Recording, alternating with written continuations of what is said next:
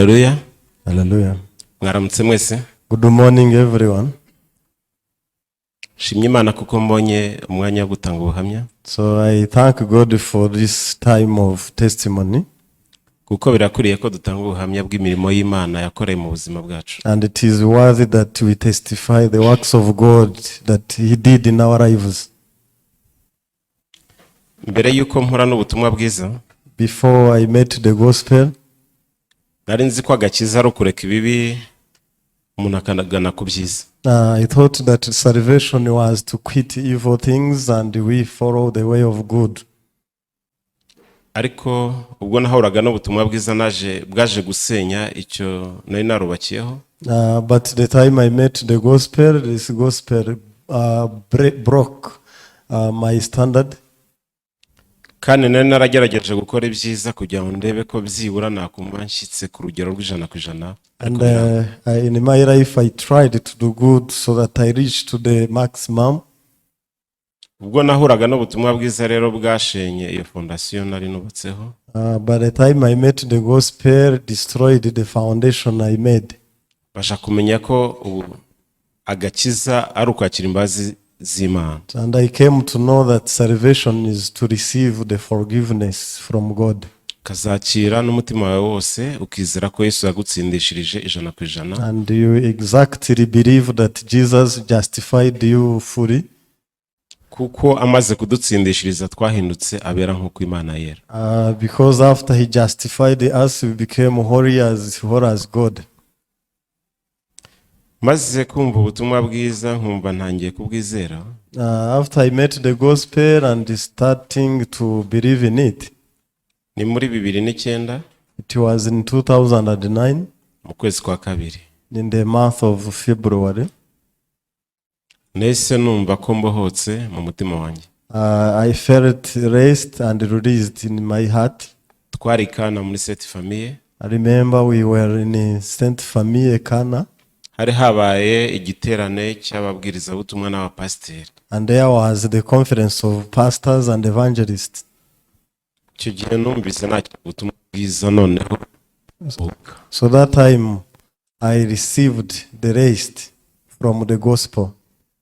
Icyo gihe that time nahise ngira urujijo. I met the confusion as well. Noneho urwo rujijo naravuze bishobora gutuma hari nishora mu byaha. This confusion was maybe this can be a cause to really sin. Kuko nari menyereye kwigengesera. Because I used to hold myself to not do evil. Nkasaba imbabazi ku makosa yanjye. And whenever I did mistake, I could ask for forgiveness. Nkibwira ko Imana imbabariye. And I thought God had forgiven me. Ako nza gusanga atari ko ijambo ry'Imana rivuga. But later on I found that it was not biblical. None izo mpungenge nagize nakomeje gukurikirana ubutumwa bwiza zigeze urashira. And the worries and the confusion were able to be erased by the continuity of listening the gospel. Icyo gihe nagize umutima ndavuga nti noneho nzajya mbona uko mbwiriza abo tubana mu itorero nabagamo. And I received the other heart that now I am going to preach the rest of others in my former church. Ariko ntago byaje gukunda. But it didn't go like that. Ubwo nagiranaga ikiganiro n'umushumba. Because when I had the conversation with my pastor. Icyo gihe pastor ko yansabye ko na kuyegurira itorero nkakomeza nkarerwa n'itorero. I was advised by Pastor Ko to be raised by the true church. Nabyo numvaga bisa naho bindemereye. And also it was somehow heavy. Ariko kuko ari warubivuze kandi ayoboye itorero ryambwirije ubutumwa bwiza narabyakiriye. But I received this advice because he was the leader of the church which helped me to be born again. Icyo gihe maze gutandukana n'itorero twabagamo.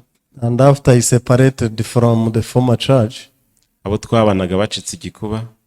My former fellows became troubled.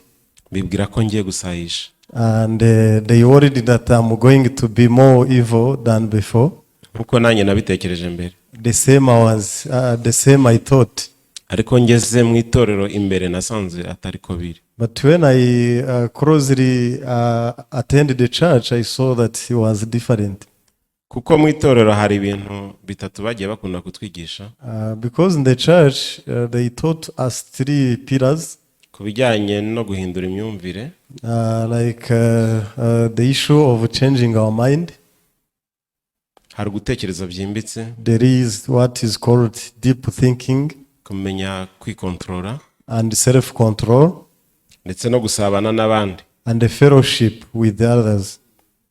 Ibyo byaramfashije And this helped me, ku buryo ubuzima bwanjye bwarushijeho kugenda neza, and my life became upright. no mu muryango bigenda neza. And even in my family, things became well.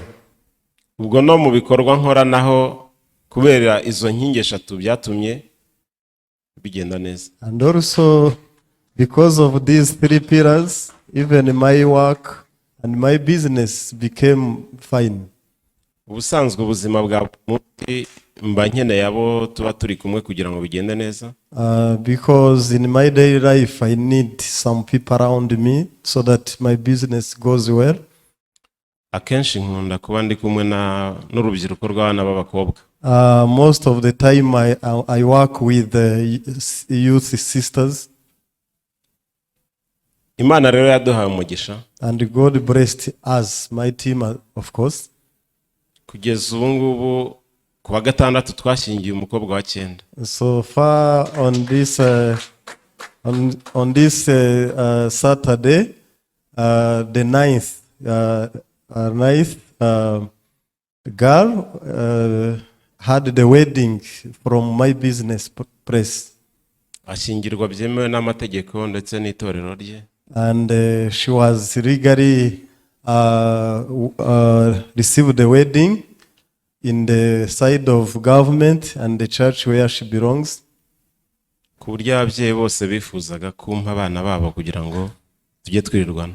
And the parents around were eager to send all their daughters to my business so that they get the same blessings. Byumvikana ko bamaze guhindura imyumvire, babonye ko ibyo batekerezaga ntabwo ariko biri ku itorero ryacu. And this is the fact that their view to our church has been changed. Ibyo rero ntabwo bitewe n'umuhate wanjye cyangwa se ubwenge bwanjye n'imbaraga zanjye, ahubwo n'ubuntu bw'Imana.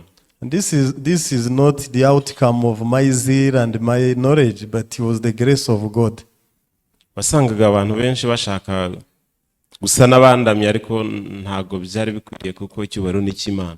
That time people could try to worship me and praise me, but I know that the honor and the praises are up to God himself.